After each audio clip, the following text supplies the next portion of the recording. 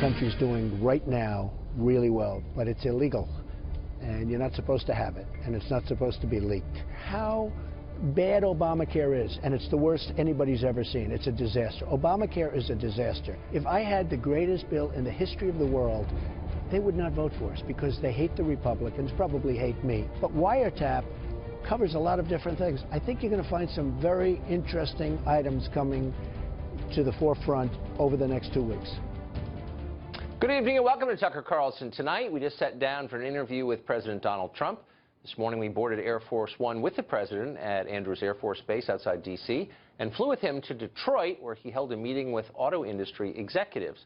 When we landed, the president spoke with us at Willow Run Airport. That's where the Ford Motor Company built the bombers that helped win World War II. He had a lot to say about his tax returns, the Wiretap controversy, which was interesting, Obamacare, and, of course, the press. Watch. Mr. President, thanks for joining us. Thank you. So last night, your tax return from 2005, the first 2 pages, appeared, and the reporter who got it, he said in his mailbox, said that the front of it is stamped client copy, and he suggested that it did not come from the IRS, but that it was leaked to him potentially by someone in the White House. Was it? Well, certainly not from the White House, that I can tell you. I don't know where they got it. This guy's been following me for 25 years. He's not much. And I don't know, I have no idea where they got it, but it's illegal. And you're not supposed to have it, and it's not supposed to be leaked. And it's certainly not an embarrassing tax return at all, but it's an illegal thing. They've been doing it, they've done it before, and I think it's a disgrace.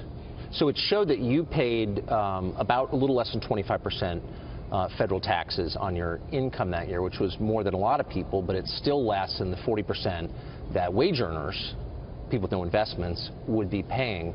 Is it fair to have a tax system, I know you're doing tax reform soon, where wage earners pay twice the tax that investors do?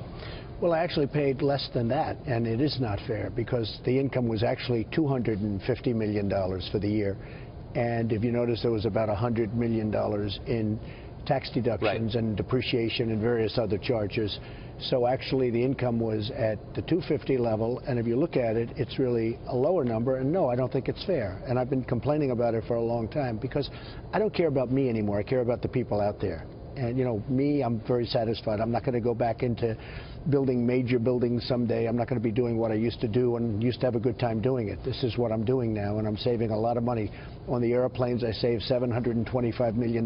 Probably took me a half an hour if you added up all of the times. And we've saved a tremendous amount of money in government already, and that's just the beginning. I will tell you, the tax, people are paying too high a tax. And one of the reasons I want to get the health care taken care of, and it has to come statutorily and for other reasons, various complex reasons having to do with politics and also Congress, it has to come first. It really has to come first.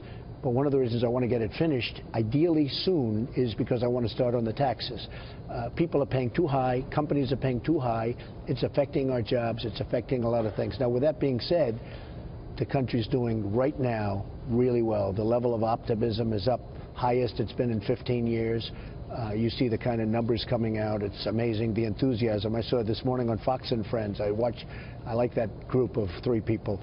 But they had a man who was saying, Trump is the greatest president ever, and there will never be one like him. Now, the thing is, I've only been there for like 50 days, but he was very enthusiastic. But he was talking, he's a manufacturer, and I've taken off regulations by the thousands.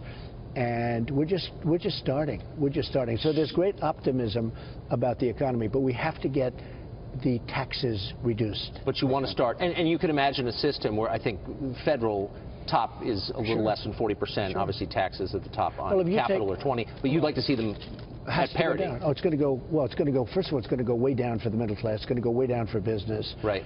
I'm going to try and get the 15% level if we can for the business. I think we'll probably be a little bit higher than that, but we're going to try and get the 15% level. There's tremendous waste in this country. There's tremendous, the bidding procedures in the country. I'll give you an example, medicine. I met with a man that I really liked, Elijah Cummings, congressman, and he was in my office and so passionate about prescription drugs and drugs, the fact that they're so expensive in this country and so expensive for people. And I'm going to work and put in this bill, or shortly thereafter, a new bill, bidding for drugs and prescription drugs. You go to Europe, they buy them for a fraction from the same company. They buy them for a fraction of what they pay in the United States. Because we have a middleman system, and we have a lot of bad systems, but basically we don't have a good bidding system.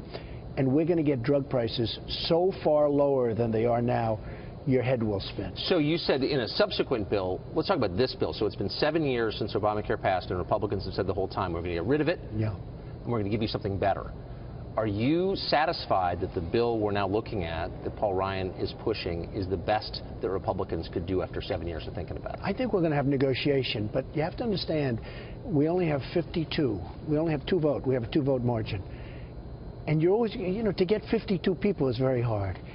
If we had 60 or 60 votes, we could do something differently. But we're never going to get a Democrat vote. They're never going to vote for us. If I had the greatest bill in the history of the world, they would not vote for us because they hate the Republicans, probably hate me, but they hate the Republicans so badly that they can't see straight. So they're always going to vote against us. It's really a shame. Right.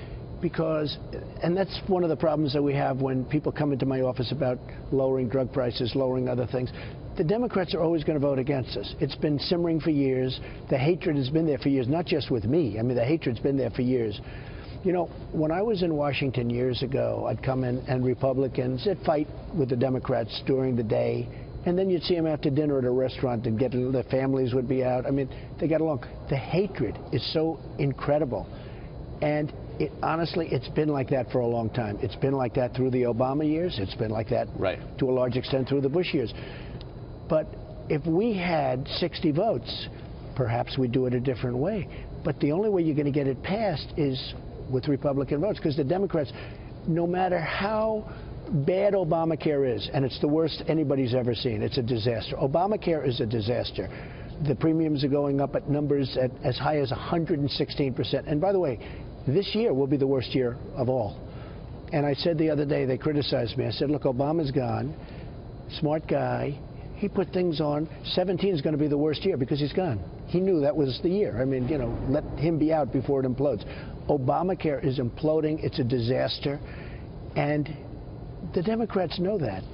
If we had the greatest health care bill ever in history, and we needed 8 votes from the Democrats to get us up to the 60 number that you would need, they wouldn't vote for it. So it's a very selfish thing. They're doing a very, very bad disservice to the country. This bill has as one of its centerpieces a tax cut for investors that would primarily benefit people making over $250,000 a year. Already done pretty well in the past 10 years, as you know. Yeah. A Bloomberg analysis showed that counties that voted for you, middle-class and working-class counties, would do far less well under this bill than the counties that voted for Hillary, the more affluent counties. I know. It seems like maybe this isn't consistent with the message of the last election. No, a lot of things aren't consistent. But these are going to be negotiated. We've got to go to the Senate. We're going to see what happens in the Senate. Now, right now, we have 5 or 6 senators that look like maybe they're not going to, I'm talking about Republican senators, because we're not going to get one Democrat to vote for it. Again, if this bill were perfect, if it was the greatest thing for Democrats and Republicans, we wouldn't get one Democrat vote. They're going to vote against it. Because of selfish, because of stupidity, because it's politics. It's really bad for our country, what's going on. I mean, what's going on for years, but it's really bad for our country.